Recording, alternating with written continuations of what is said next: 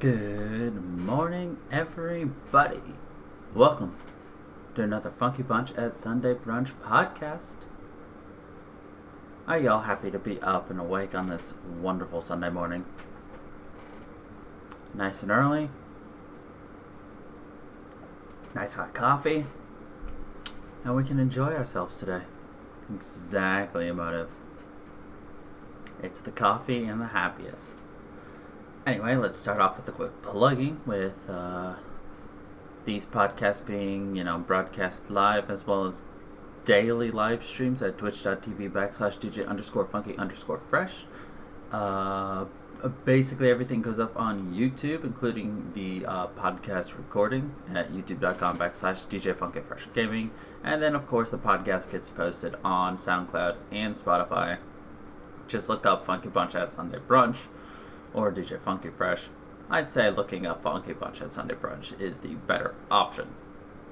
But anyway, y'all aren't here to listen to me plug. You're here to jump into our discussion on sociology. Finishing our discussion on sociology, as well as opening it up for questions on psych or soc. Then hopefully I can answer, or can look up really quickly and answer. So get your questions ready. But anyway, we'll start off once again with a brief introduction on what the heck is sociology, which is, sociology is the study of human social relationships and institutions. Sociology subject matter is diverse, ranging from crime to religion, from the family to the state, from the divisions of race and social class to the shared beliefs of a common culture, and from social stability to radical change in whole societies. Unifying the study of these diverse subjects of study is the sociology's purpose of understanding how human action and consciousness both shape and are shaped by surrounding culture and social structures. And if I remember correctly, you all wanted to look at a couple of these subsections of sociology a bit more. And so that's what we're going to do. The first is collective behavior. So the expression collective behavior was first used by Franklin Henry Giddings and employed later by Robert E. Parks and Burgess, Herbert Blumer, Ralph Turner, and Louis Killian and Neil Smelser to refer to social processes and events which do not reflect existing social structure, laws, conventions, and institutions, but which emerge in a spontaneous way. Use of the term has been expanded to include reference to cells, social animals like birds and fish, and insects including ants. Collective behavior takes many forms but generally violates social norms. Collective behavior can be tremendously destructive, as with mobs or mob violence, silly, as with fads, or anywhere in between. Collective behavior is always driven by group dynamics, encouraging people to engage in acts they might consider unthinkable under typical social circumstances. So, some instances of collective behavior would be the Los Angeles riot of 1992, the hula hoop fad of 1958, the stock market crashes of 1929, and the phantom gasser episodes in Virginia in 1933-34 and Mattoon, Illinois in 1944. The claim that such diverse episodes all belong to a single field of inquiry is a theoretical assertion. Not all sociologists would agree with it. There are 4 forms of collective behavior. There is the crowd. Scholars differ about what classes of social events fall under the rubric of collective behavior. In fact, the only class of events which all authors include is crowds. One such sociologist who treats crowds and collective behaviors as synonyms. Let's see. The classical treatment of crowds is in the study The Crowd, a study of the popular mind, in which the author interpreted the crowds of the French Revolution as irrational reversions to animal emotion and inferred from this that such reversion is characteristic of crowds in general. The author believed that crowds somehow induced people to lose their ability to think rationally and to somehow recover this ability once they had left the crowd. He speculated but could not explain how this might occur. So basically, it's like mob mentality. You're more able to get worked up when there are other people worked up, and then you just kind of follow the crowd type of deal. The second form of collective behavior is the public. Another sociologist distinguishes the crowd, which expresses a common emotion, from a public, which discusses a single issue. Thus, a public is not equivalent to all members of society. Obviously, this is not the usual use of the word public. To sociologists, there are as many publics as there are issues. A public comes into being when discussion of an issue begins and ceases to be when it reaches a decision on it. Yeah, I don't really see how there's a difference between crowd and public, unless they're just saying public is more of there's something out there that people have an opinion on. Not sure. The third is the mass. So to the crowd and the public, the author adds a third form of collective behavior, the mass. It differs from crowd and the public in that it is defined not by a form of interaction, but by the efforts of those who use the mass media to address an audience. The first mass media was printing. I kind of disagree with that one. That's more like the public and the crowd. Or more like the public. That's just getting opinions out there, but whatever. And the fourth one is the social movement. We change intellectual gears when we confront Bloomer's final form of collective behavior, the social movement. He identifies several types of these, among which are active social movements, such as French Revolution, and expressive ones, such as Alcoholics Anonymous. An active movement tries to change society, an expressive one tries to change its members. Okay. That makes sense. The social movement is the form of collective behavior which satisfies least well the first definition of it, which was offered at the beginning of the article. These episodes are less fluid than the other forms and do not change as often as other forms do. Furthermore, as can be seen in the history of the labor movement and many religious sects, a social movement may begin as a collective behavior, but over time become firmly established as a social institution.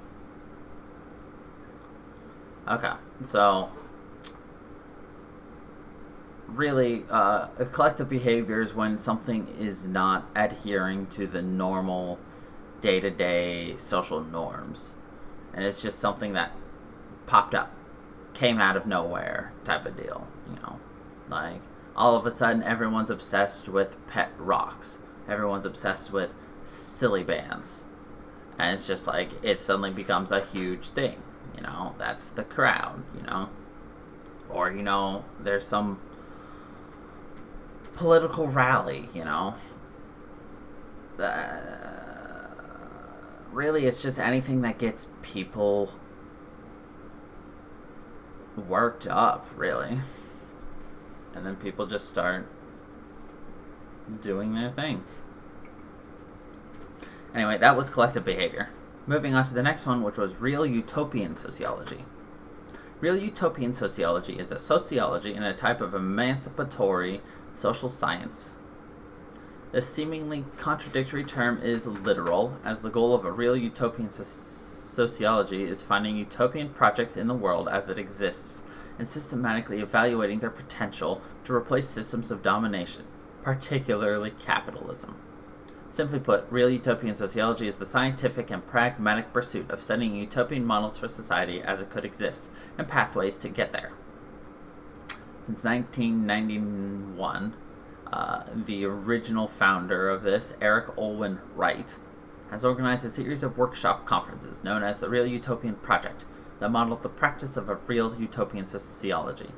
The conferences were sponsored by the A.E. Havens Center for Social Justice at the University of Wisconsin-Madison, and structured around a provocative manuscript that lays out the basic outlines of a radical institutional proposal.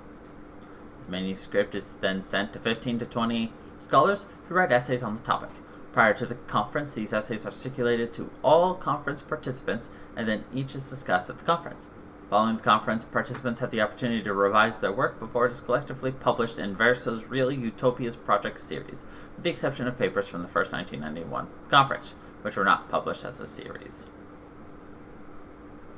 Past conference topics included basic income grants, secondary associations, and democratic governance, a model for market socialism, which was organized around the book A Future for Socialism, rather than a manuscript, efficient redistribution in advanced capitalism, deepening democracy, rethinking redistribution, pensions and the control of capital accumulation, institutions for gender egalitarianism, creating the conditions for egalitarian dual-earner, dual-caregiver families, legislature by lot, pathways to a cooperative economy, and democratizing finance. So, this is just a bunch of people who sit around a table and argue the merits of different ways of fixing the government, the world, making everything better for everybody. This is really cool. I didn't know this was an actual thing. It sounds like it still goes on, because a lot of these references are from 2018.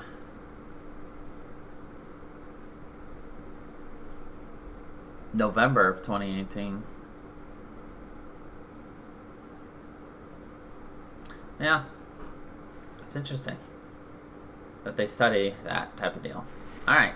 Next up is the sociology of the internet. The sociology of the internet involves the application of sociological theory and method to the internet as a source of information and communication. Sociologists are concerned with the social implications of the technology, new social networks, virtual communities, and ways of interaction that have arisen, as well as issues related to cybercrime. Excuse me. The internet, the newest in a series of major information breakthroughs, is of interest for sociologists in various ways. As a tool for research, for example, and using online questionnaires instead of paper ones, as a discussion platform, and as a research topic.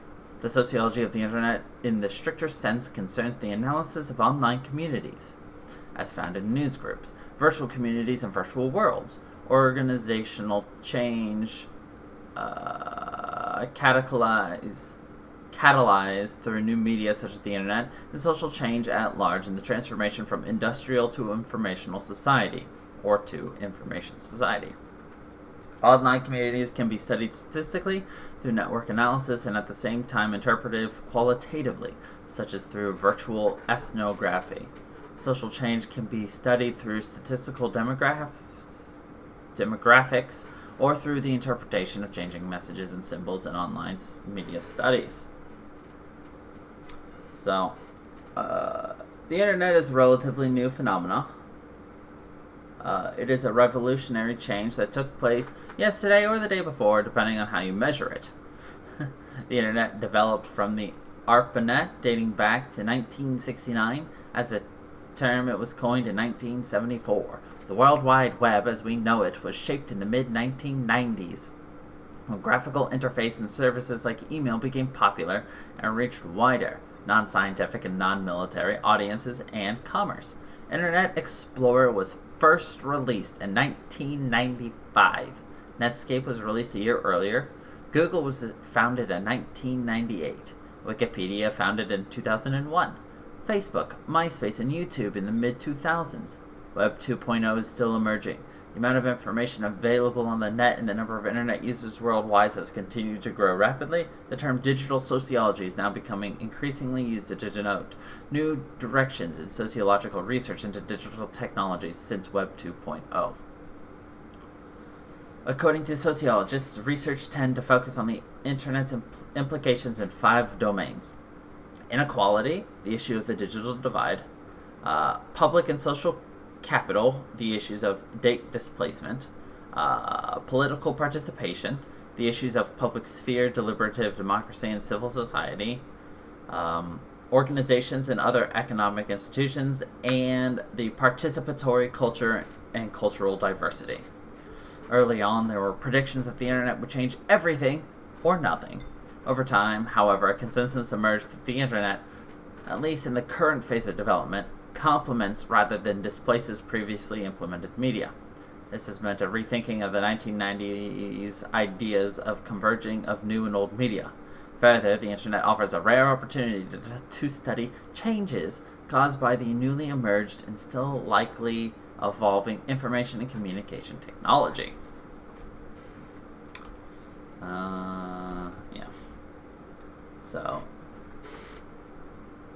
Oh, absolutely. Every aspect studies the internet in one way or another, and it's mostly because of this next topic, which is the social impact. The internet has created social network services, forums of social interaction and social relations, such as Facebook, MySpace, Meetup, and Couchsurfing, which facilitate both online and offline interaction. Though virtual communities were once thought to be composed of strictly virtual social ties, researchers often find that even those social ties formed in a virtual space are often maintained both online and offline. There are ongoing debates about the impact of the internet on strong and weak ties, whether the internet is creating more or less social capital, the internet's role and trends towards social isolation, and whether it creates a more or less diverse social environment. It is often said the internet is a new frontier, and there is a line of argument to the effect that social interaction, cooperation, and conflict among users resembles the anarchistic and violent American frontier of the early 19th century. In March of 2014, researchers from the Benedictine University at Mesa in Arizona studied how online interactions affect face-to-face meetings. The study is titled Face-to-Face versus Facebook. Does exposure to social networking websites augment or attenuate physiological arousal among the socially anxious? Published in Cyber-Psychology, Behavior, and Social Networking. They analyzed 26 female students with electrodes to measure social anxiety. Prior to meeting people, the students were shown pictures of the subject they were expected to meet. Researchers found that meeting someone face-to-face after looking at their photos increases arousal, which the study linked to an increase in social anxiety. These findings confirm previous studies that found that socially anxious people prefer online interactions. The study also recognized that the stimulated arousal can be associated with positive emotions and could lead to positive feelings. It's a different arousal, guys. Don't think about it. Recent research has taken the Internet of Things within its purview, as global networks of interconnected everyday objects are said to be the next step in technological advancement. Certainly, global space and Earth-based networks are expanding coverage of the IoT at a fast pace. This has a wide variety of consequences, with current applications in the health, agriculture, traffic, and retail fields. Companies such as Samsung and Sigfox have invested heavily in said networks, and their social impact will have to be measured accordingly, with some sociologists suggesting the formation of socio-technical networks of humans and technical systems. Issues of privacy, right to information, legislation, and content creation will come into public scrutiny in light of these technological changes. Another research point that a lot of social scientists and people take a look at is the impact on children. Researchers have investigated the use of technology, as opposed to the internet, by children and how it can be used excessively, where it can cause medical, health, and psychological issues. The use of technological devices by children can cause them to become addicted to them, and it can lead them to experience negative effects such as depression, attention problems, loneliness, anxiety, aggression, and solitude. Children constantly playing video games or taking part in internet activities correlates with ill-being. Studies conducted on the use of television by children have shown negative effects it has on them, such as causing them to have unhealthier sleeping quality, or for them to have a decrease in their ability to pay attention. There are educational shows children can watch, but the ones that stand out the most to them are the ones that contain inappropriate actions or words and that is where children begin to develop behavioral issues if they decide to mimic what they see or hear. Some video games contain violent elements which cause children to partake in aggressive actions if they imitate what they see. Once again, a lot of this, I'm taking a break away from this to be like, a lot of that is also on parents. You know, if you are a parent who just says, here's a new video game, go do whatever, I'll see you tomorrow. You know, the children is learning solely based upon what they see on TV, what they see in video games. But if you have honest conversations with kids and let them understand, you know, it's like, hey, you know, I see what you're doing there, you know what you're doing, you know, just having an honest dialogue about what they're seeing, what's right, what's wrong, without being like, you can't do that, that is a bad thing. It has a much bigger impact on the child than if they just had to learn on their own. You know, if their mind is being shaped by video games, and if you believe their mind is being shaped in video games one way, that means they can still have their mind shaped the other way with, you know, actual learning. It just becomes a balance of, you know, do you care enough about your kid? You know, if you don't care about what your kid's doing and you just buy them the most violent of video games and say, bye, Timmy, have fun, and you don't talk to them about it, you don't teach them, you don't even spend time with them, Timmy's gonna grow up with horrible tendencies, a lot of things. And that's not because of the games they're playing. That's because their only teacher were the games they were playing, and nobody was around to teach them how to be a good person. You know, it goes both ways. You know, they're going to learn these things one way or another. At least if they're playing video games, you can control what they're learning and when, and have discussions about it. Anyway, that's that. Technology has changed over the years, and it not only includes the use of television, but now comprises the use of iPads and cell phones due to the modernization occurring worldwide. Obesity is another result from the use of technology by children, due to how children may prefer to use their technological devices rather than doing any form of physical activity. Once again, this is on parents. I had to earn video game time when I was a teenager. So growing up, I didn't get to play video games a lot. I spent most of my time reading, because I was a socially anxious child, and that's not due to video games. A lot of them saying that video games and technology lead to social anxiety, depression, sleep problems, all that.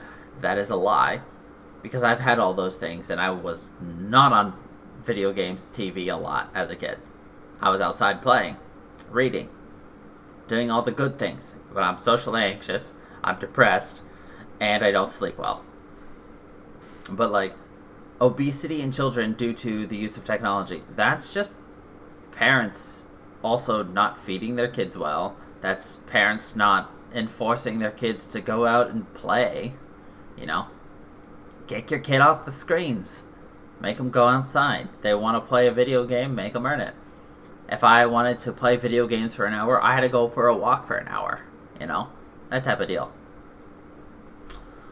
It was good for me back in the day, and, you know, it still is good for me. But, again, parents can take control and implement restrictions to these technological devices by the children, which will decrease the negative result technology can have if it is prioritized, as well as to help put a limit to being used excessively. Again, there's a lot of things that already I'm reading here that I'm just like, you're forgetting an important fact, but whatever. Children can use technology to enhance their learning skills, for example, using online programs to improve the way that they learn how to read or do math. The resources technology provides for children may enhance their skills, but children should be cautious of what they get themselves into due to how cyberbullying may occur. Cyberbullying can cause academic and psychological effects due to how children are suppressed by people who bully them through the internet. The issue is bullying, period, not just cyberbullying. People tend to just focus on cyberbullying and forget that a lot of the reasons children even get into cyberbullying is because they're being bullied IRL. And that causes a lot of resentment and anger, which translates to those kids getting bullied, turning around and bullying on the internet. Let's focus on getting rid of the bullies in the real life first, because that'll cut down on a lot of the cyber bullies. Not all of them, but a lot of them. When technology is introduced to children, they are not forced to accept it, but instead children are permitted to have an input on what they feel about either deciding to use their technological device or not. Social exclusion in the classroom occurs to children who associate themselves more with using the computer, which causes them to exclude themselves from the classroom's everyday context due to how they grow more attached to the device. Children who are socially popular are the ones who try and get away from using any form of technological skill they can possibly develop due to how they believe technological devices, such as a computer, can be a threat to their social identities.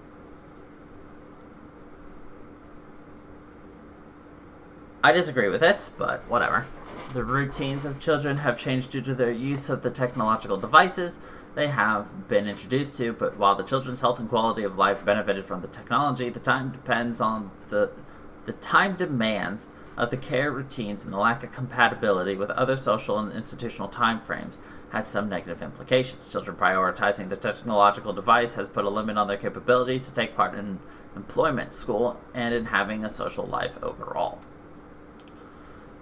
I mean, let's look at today with a pandemic. Your social life is 100%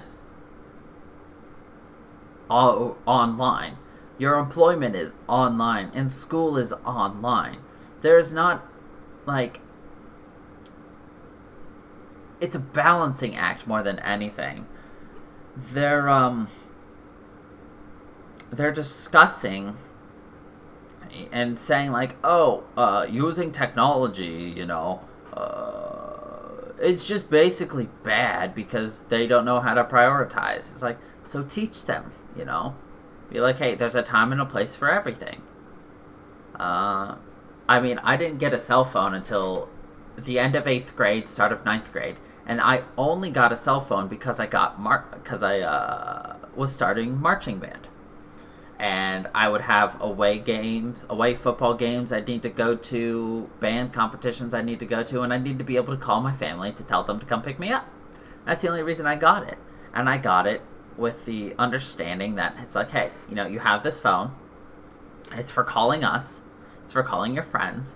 It's not for use during school.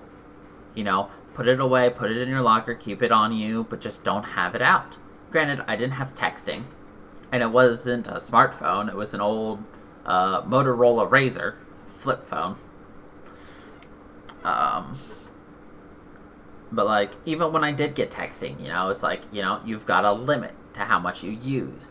Don't use it, don't use it in class. Don't be texting in class, Pay attention. And you know what? When I broke that rule, I lost my phone. And it makes sense. And the same was true for Game Boys. It's like, I wasn't allowed to bring gaming devices to school. It's like, there's a time and a place for it. I wasn't allowed to go home, throw my homework away, and go play video games, A lot of this is not on children. This is all on parents. Learning how to balance it with their kids. No one's going to learn how to do it on their own. If you get enjoyment out of watching cartoons, you're not going to be like, well, I should probably learn something, so I'm going to put on something educational. No, you're going to switch back, and you're going to watch Borat instead. A lot of this is them just trying to pass the blame for things that they don't fully understand. And I think a lot of the sociology of the internet, I personally believe, is going to be shaped and changed by people right now. People who grew up with this era. Not the people who adopted the era and don't fully understand it. Those of us, God, now I can say it. People my age are going to be changing the way we study the internet. Because we grew up with it. We understand how they're wrong and how it should be done. But, yeah. Anyway, Technology can have negative impacts on the lives of children and can be an essential learning tool that can encourage cognitive, linguistic, and social development. Children that use technological devices have had greater gains in problem-solving intelligence, language skills, and structural knowledge in comparison to those children who have not incorporated the use of technology in their learning. And research conducted studies did find improvements in student scores on tests closely related to material covered in computer-assisted institutional packages, which demonstrates how technology can have a positive influence on children and be improving their learning capabilities. Problems have arisen between children and their parents as well when parents limit what children can use their technological devices for, specifically what they can and cannot watch on their devices, making children frustrated. Studies have found the average child in the country spends over 6 hours each day with some form of mediated communication, meaning that children spend more time with a technological device rather than spending time with family or friends. That was true for me even before technology. The introduction of technology to children has the positive outcome of increasing a child's learning capabilities, but can have the negative outcome of affecting a child's behavior and making more isolated from the rest of society. Political organization and censorship. The internet has achieved new relevance as a political tool. The presidential campaign of Howard Dean in 2004 in the United States became famous for its ability to generate donations via the internet, and the 2008 campaign of Barack Obama became even more so. Increasingly, social movements and other organizations use the internet to carry out both traditional and new internet activism. Governments are also getting online. Some countries, such as Cuba, Iran, North Korea, Myanmar, I don't know that country, the People's Republic of China, and Saudi Arabia use filtering and censoring software to restrict what people in their countries can access on the internet. In the UK, they also use software to locate and arrest various individuals they perceive as a threat. Other countries, including the US, have enacted laws making the possession or distribution of certain materials, such as child porn, illegal, but do not use filtering software. In some countries, ISPs have agreed to restrict access to sites listed by police. So yeah, censorship on the internet is always something to be afraid of. And something to be cognizant of. Let's see. They also talk about economics, which is, while much has been written of the economic advantages of internet-enabled commerce, there's also evidence that some aspects of the internet, such as maps and location-aware services, may serve to reinforce economic inequality and the digital divide. Electronic commerce may be responsible for consolidation and the decline of mom-and-pop brick-and-mortar business, resulting in increases in income inequality. There's philanthropy. The spread of low-cost internet access in developing countries opened up new possibility for peer-to-peer charities, which allow individuals to contribute small amounts to charitable projects for other individuals. Websites such as Donors' Choice and Global Giving now allow small-scale donors to direct funds to individual projects of their choice. And then there is the leisure.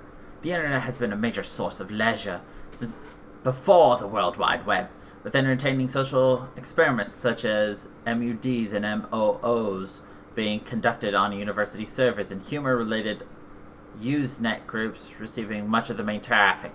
Today, many internet forums have sections devoted to games, and funny videos or cartoons in the form of flash movies are also popular. Over 6 million people use blogs or message boards as a means of communication for sharing ideas.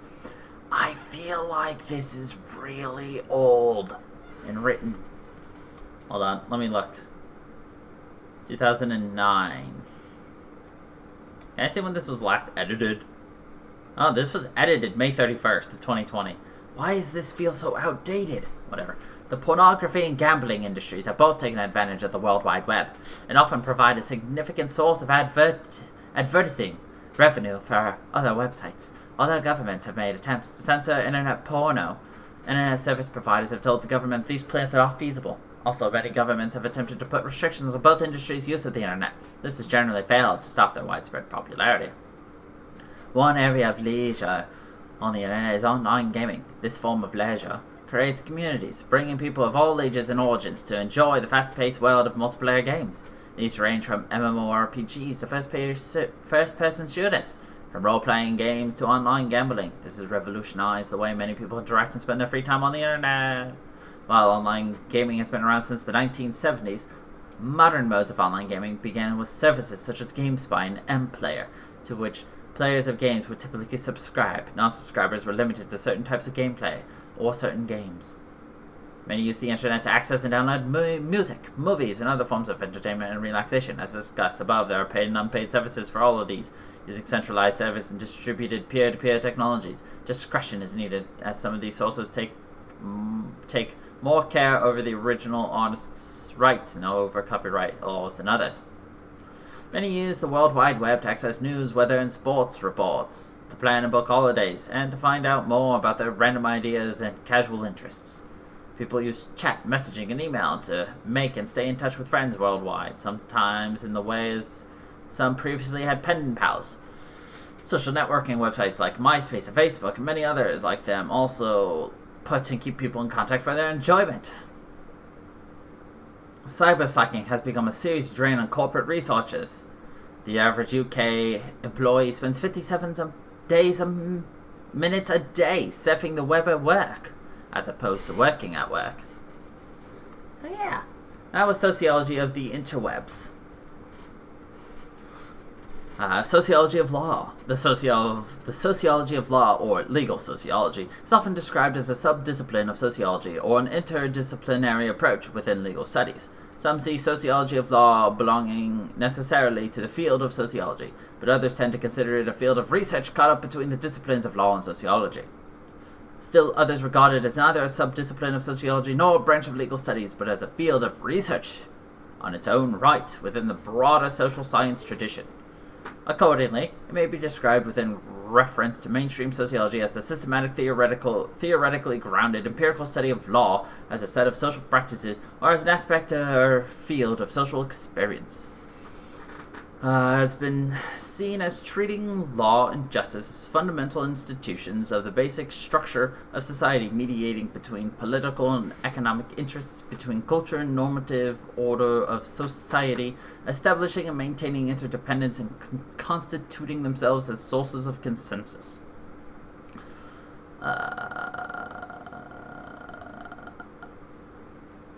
Coercion and social control. I completely lost my spot there. Irrespective of whether sociology of law is defined as a sub-discipline of sociology, an approach within legal studies, or a field of research in its own right, it remains intellectually dependent mainly on the traditions, methods, and theories of mainstream sociology, and, to a lesser extent, on other social sciences such as social anthropology, political science, social policy, criminology, psychology, and geography. As such, it reflects social theories and employs social scientific methods to study law, legal institutions, and legal behavior. More specifically, sociology of law consists of various approaches to the study of law and society, which empirically examine and theorize the interaction between law, legal, non-legal institutions, and social factors. Areas of socio-legal inquiry include the social development of legal institutions, forms of social control, legal regulation, and the interaction between legal cultures, the social construction of legal issues, legal profession, and the relation between law and social change. Sociology of law also benefits from and occasionally draws on research conducted within other fields such as comparative law, critical legal studies, jurisprudence, legal theory, law and economics, and law and literature. Its object encompasses the historical movement of law and justice and their relentless contemporary constructions, such as in the field of jurisprudence, focus on institutional questions conditioned by social and political situations, as in interdisciplinary dominions such as criminology, and through analysis of the economic efficiency and the social impact of legal norms. So basically, sociology of law is taking a look at the law, how it would apply to several different cultures, comparing different cultures' laws with our laws, just figuring out, really it's just, how is this law impacting us? How is it going to impact somebody else? What would happen if we did this? What would happen if we changed this? It's just applying laws theoretically, hypothetically, and realistically directly to us type of deal.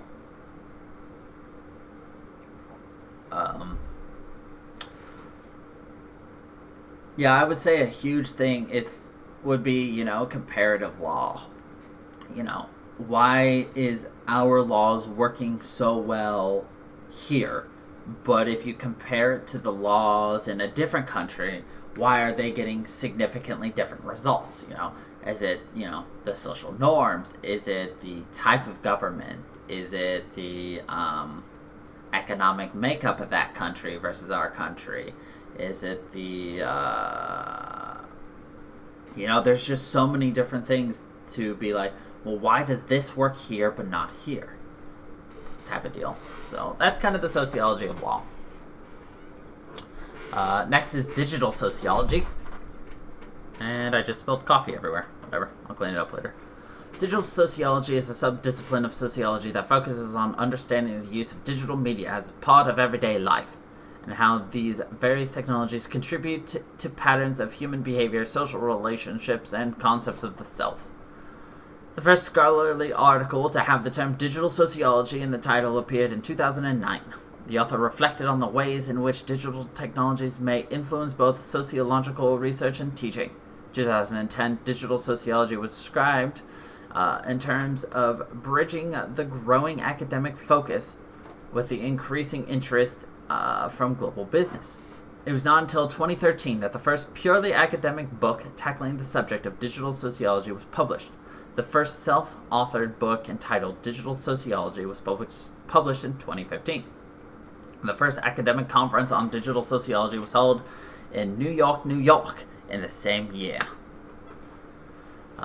Although the term digital sociology has not yet fully entered the cultural lexicon, sociologists have engaged in research related to the internet since its inception. Sociologists have addressed many social issues relating to online communities, cyberspace, and cyber identities. This and similar research has attracted many different names, such as cyber sociology, the sociology of the internet, the sociology of online community, the sociology of social media, the sociology of cyber culture, or something else again.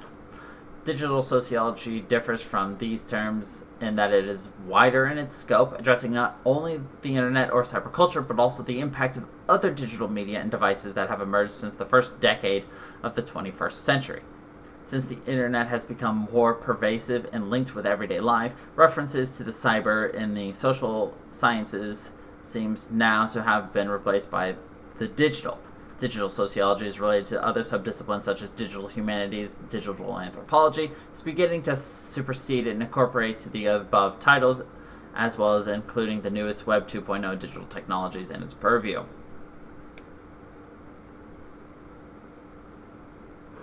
So, yeah. Now that we're out of that, we are going to look at the different theories of sociology. If you remember, there was positivism, anti-positivism, structural functionalism, conflict, public sociology, social research, social theory, and feminism. So, positivism is a philosophical theory stating that certain positive knowledge is based on a natural phenomenon and their properties and relations. Thus, information derived from sensory experience, interpreted through reason and logic, forms the exclusive source of all certain knowledge. Positivism holds that valid knowledge, certitude or truth, is found only in this posteriori knowledge. Verified data, positive facts, received from the senses are known as empirical evidence. Thus, positivism is based on empiricism. Positivism also holds that society, like the physical world, operates according to general laws. Introspective and intuitive knowledge is rejected, as are metaphysics and theology, because metaphysical and theological claims cannot be verified by sense experience. Although the positivist approach has been a recurrent theme in history of Western thought, the modern approach was formulated by the philosopher Auguste Comte in the early 19th century. Comte argued that, much as the physical world operates according to gravity and their absolute laws, so does society.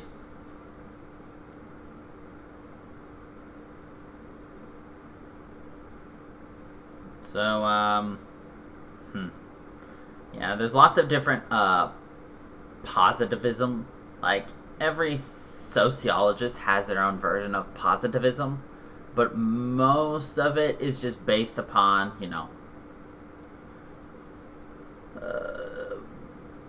what you see, what you feel, things that you can confirm with your senses. So, next up is anti-positivism. In social science, anti-positivism is a theoretical stance that proposes that the social realm cannot be studied with a scientific method of investigation utilized within natural sciences, and that investigation of the social realm requires a different epistemology. Fundamental to that anti-positivism epistemology is the belief that the concepts and language that researchers use in their research shape their perceptions of the social world they are investigating, studying, and defining. Interpretivism, or antipositivism, developed among researchers dissatisfied with post-positivism, the theories of which they consider too general and ill-suited to reflect the nuance and variability found in human interaction, because the values and beliefs of researchers cannot fully be removed from their inquiry. Interpretivists believe research on human beings by human beings cannot yield objective results. Thus, rather than seeking an objective perspective, interpretivists, I'm just going to refer to it as anti-positivists, look for meaning in the subjective experiences of individuals engaging in social interaction.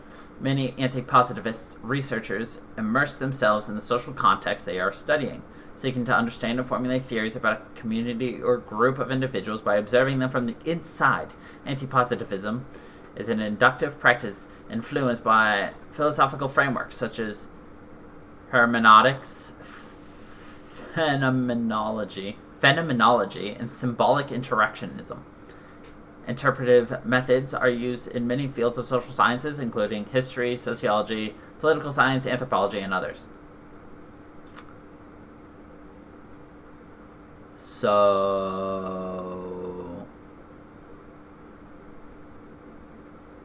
anti-positivism is the study of concepts and language. Is what I'm kind of getting at for this. Obviously, they don't think you can study human reactions and all that stuff just by, because you are human and everything you do is automatically, suspect. Because everything you do is influenced by past knowledge and, biases. So, structural functionalism. Structural functionalism, or simply functionalism, is a framework for building theory that sees society as a complex system whose parts work together to promote solidarity and stability. This approach looks at society through a macro-level orientation, which is a broad focus on social structures that shape society as a whole. At least that society has evolved like organisms. This approach looks at both social structure and social functions. Functionalism addresses society as a whole in terms of the function of its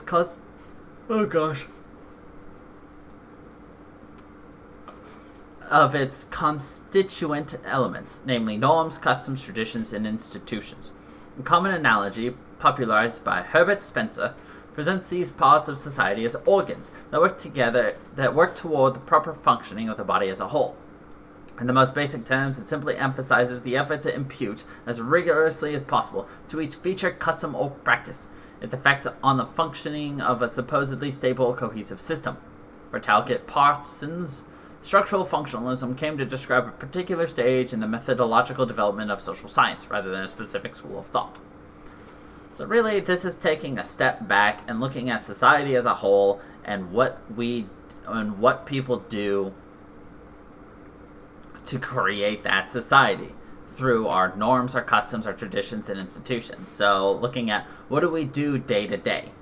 What is normal? What is customary? What have we always done, and what are we not going to change? Tradition, kind of the same as custom, but I know there's a slight difference. And then obviously institutions, what have we put in place to, guide us? What is, they're overseeing us, government, economic, that type of deal. So, structural functionalism. Next up is conflict theories. These are the perspectives in sociology and social psychology that emphasizes a materialist interpretation of history, dialectical method of analysis, a critical stance toward existing social arrangements, and political program of revolution, or at least reform. Conflict theories draw attention to power differentials, such as class conflict, and generally contrast historically dominant ideologies. It is therefore a macro-level analysis of society. Karl Marx is regarded as the father of social conflict theory, which is a component of the four major paradigms of sociology. Certain conflict theories set out to highlight the ideological aspects inherent in traditional thought. While many of these perspectives hold parallels, conflict theory does not refer to a unified school of thought, and should not be confused with, for instance, peace and conflict studies, or any other specific theory of social conflict.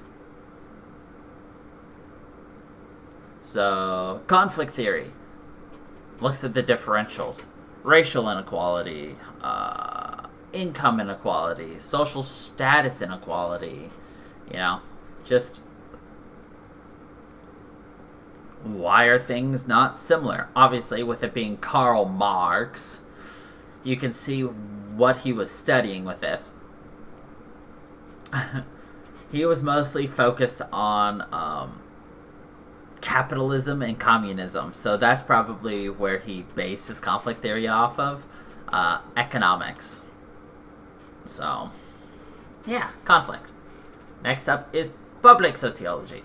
Public sociology is a subfield of the wider sociological discipline that emphasizes expanding the disciplinary boundaries of sociology in order to engage with non-academic audiences. It is perhaps best understood as a style of sociology rather than a particular method, theory, or set of political values. Since the 21st century, the term has been widely associated with the University of California, Berkeley sociologist Michael Burawoy, Michael, who delivered an impassioned call for a disciplinary embrace of public sociology in his 2004 American Sociological Association presidential address. In his address, Michael contrasts public sociology with what he terms professional sociology, a form of sociology that is concerned primarily with addressing other academic sociologists. Michael and other advocates of public sociology encourage the discipline to engage with issues that are of significant public and political concern. These include debates over public policy, political activism, the purposes of social movements, and the institutions of civil society. If public sociology is considered to be a movement within the discipline, it is one that aims to revitalize the discipline of sociology by leveraging its empirical methods and theoretical insights to contribute to debates, not about just what is or what has been in society, but about what society might yet be. Thus, many versions of public sociology have been undeniably normative and political character, a fact that has led a significant number of sociologists to approach the approach. Right emotive. Poor me having to say all these big words and weird names so early in the morning, but at the same time, it's not that bad. I used to have, law class starting at 8 a.m., so it's not that bad. But public sociology, this is more, obviously, looking at, what's important right now to the public right now. What is big issues going on right now? What are big ticket items right now? Let's study what, can be changed. What would happen, if this changes? What happens if this changes? It's that what might happen to society? What could change society? Where can it go? As opposed to just being like, oh, well, let's study, this is more of an approach that obviously a lot of people dislike because it's not trying to gain a vast understanding of humans and why we do what we do type of deal, but it's looking at this is what's currently happening, how is this going to be impacting us? And I think it's important to have both perspectives. You need people who are willing to look at the bigger picture and try to figure out, all these larger issues, But at the same time, you also need people looking at our current issues and figuring out, what's going on? Why is this happening? Where are we going from here? So, next up is social research. Social research is research conducted by social scientists following a systematic plan. Social research methodologies can be classified as quantitative and qualitative. Quantitative designs approach social phenomena through quantifiable evidence and often rely on statistical analysis of many cases, or across intentionally designed treatments in an experiment to create valid and reliable general claims related to quantity. Qualitative designs emphasize understanding of social phenomena through direct observation, communication with participants, or analysis of texts, and may stress contextual subjective accuracy over generality related to quality. While methods may be classified as quantitative or qualitative, most methods contain elements of both. For example, qualitative data analysis often involves a fairly structured approach to coding the raw data into systematic information, quantifying intercoder reliability.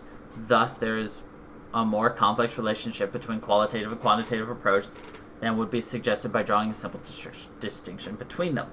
Social scientists employ a range of methods in order to analyze a vast breadth of social phenomena, from census survey data derived from millions of individuals to the in-depth analysis of a single agent's social experiences, from monitoring what is happening on contemporary streets to the investigation of ancient historical documents. Methods rooted in classical sociology and statistics have formed the basis of research in other disciplines such as political science, media studies, program evaluation, and market research. Yeah, this is just social research.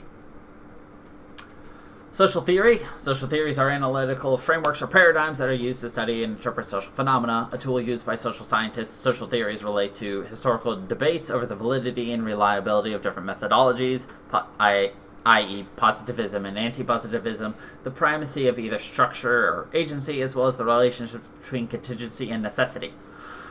Social theory is an informal nature or authorship based outside of the academic, social, and political science. May be referred to as social criticism or social commentary or cultural criticism, and may be associated both with formal cultural and literary scholarship as well as other non-academic or journalistic forms of writing.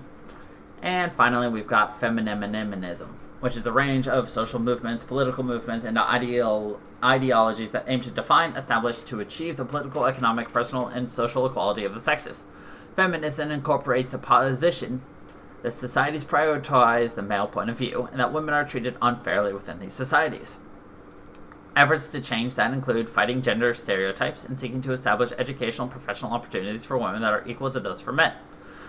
Feminist movements have campaigned to continue to campaign for women's rights, including the right to vote, to hold public office, to work, to earn fair wages, equal pay, and eliminate the gender pay gap, to own property, to receive education, to enter contracts, to have equal rights within marriage, and to have maternity leave. Feminists have also worked to ensure access to legal abortions and social integration, and to protect women and girls from rape, sexual harassment, and domestic violence. Changes in dress and acceptable physical activities have been a part of feminist movement.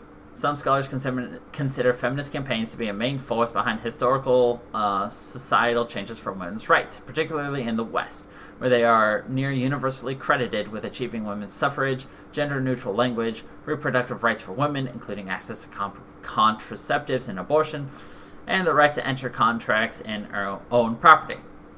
Although feminist advocacy is and has been mainly focused on women's rights, some feminists, including bell hooks, argue for the inclusion of men's liberation within its aims, because they believe men are also harmed by traditional gender roles. Feminist theory, which emerged from feminist movements, aims to understand the nature of gender inequality by examining women's social roles and lived experience.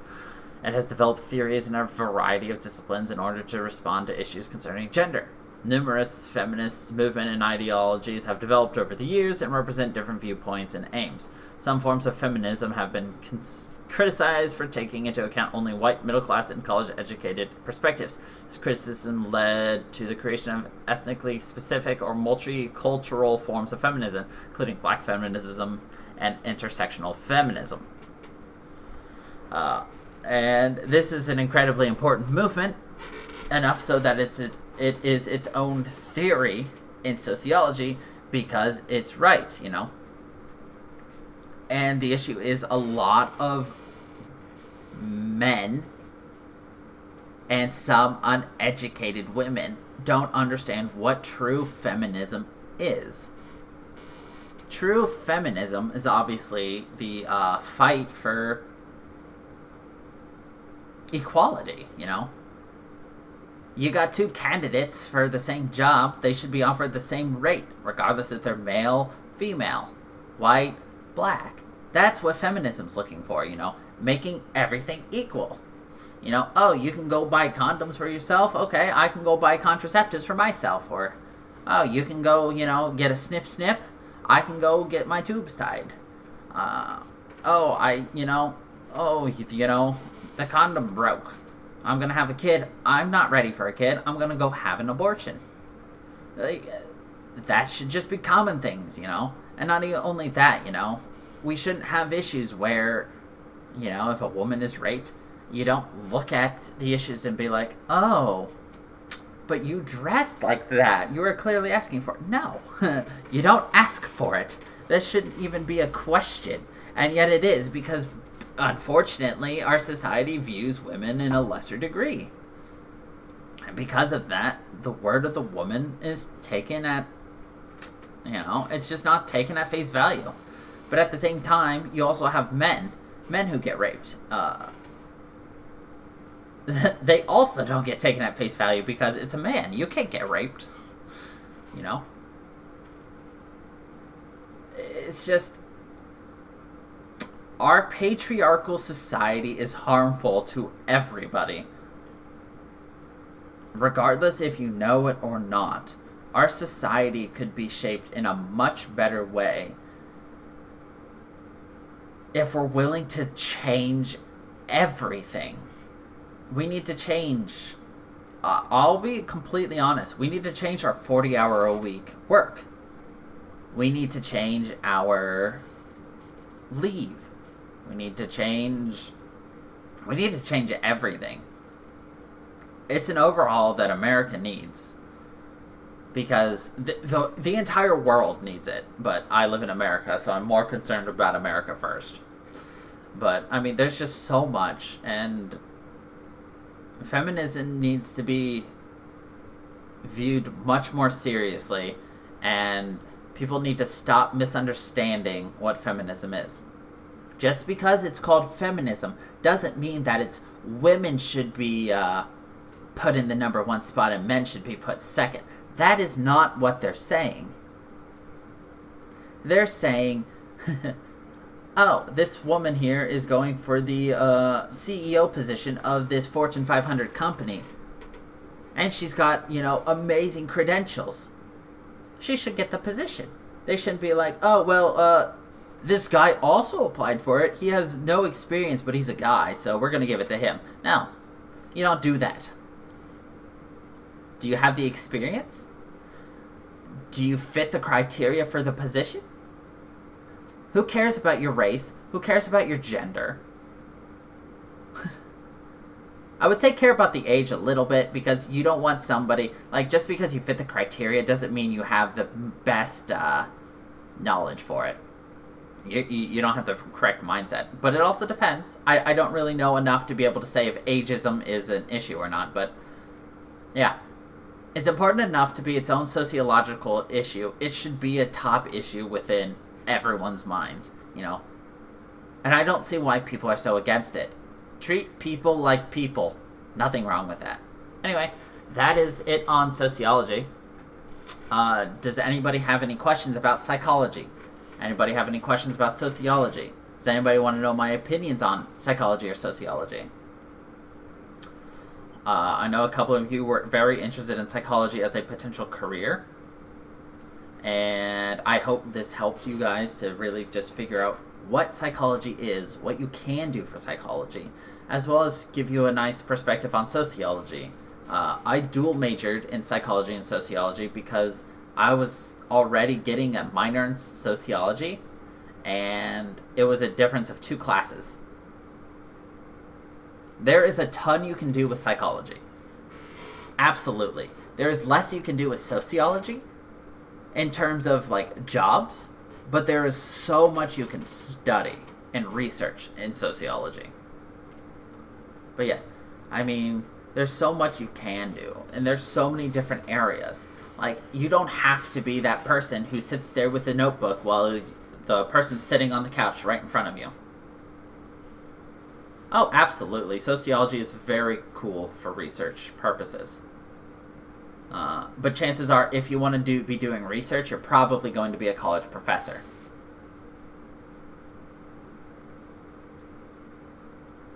Let's see, Emotive's asking, if I hadn't done what I did for school and I wanted to go to something more psych, I'm assuming you're asking what I would do for psychology?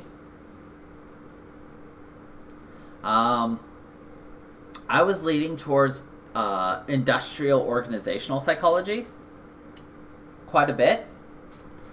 But to be honest, I didn't really want to go and pay for grad school for it because I just didn't know if I really wanted it. What I would have done if I didn't go to law school is I was offered a full ride to do sociology at OU.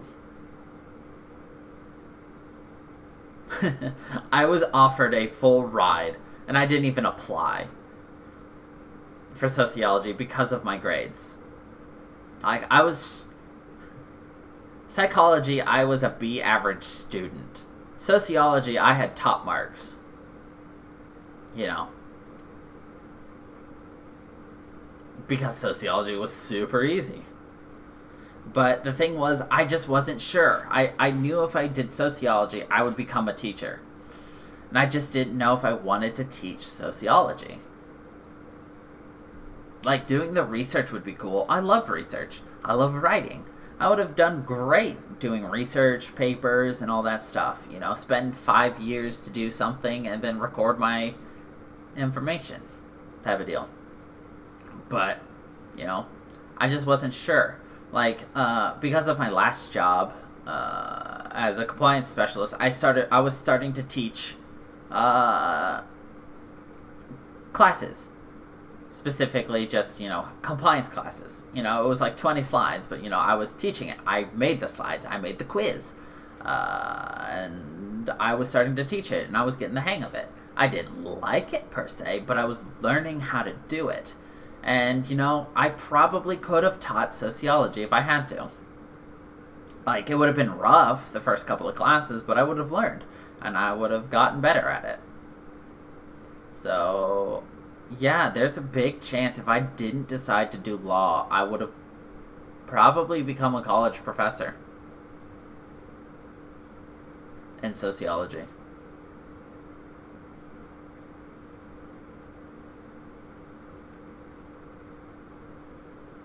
Yeah. Any other questions? Because we're basically out of time, but I'll stay here and answer some more questions, if you have any.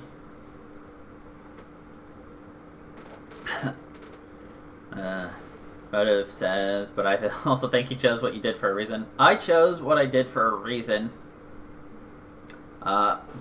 Because my reason was, I don't know what I want to do. Give me more time. Law school seems fun. Let's do that. Yeah, I went to law school because I didn't know what to do with my life. How backwards is that? Oh my god. Willingly put myself through law school. And then I'm not even doing anything with my law degree, so.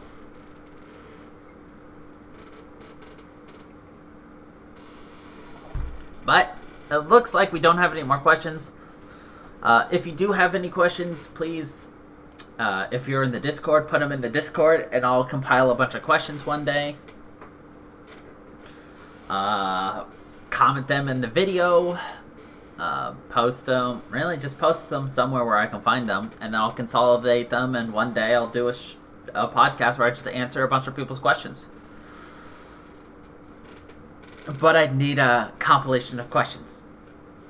But anyway, we're going to leave it off right here. You guys got a 70-minute podcast today. And, yeah.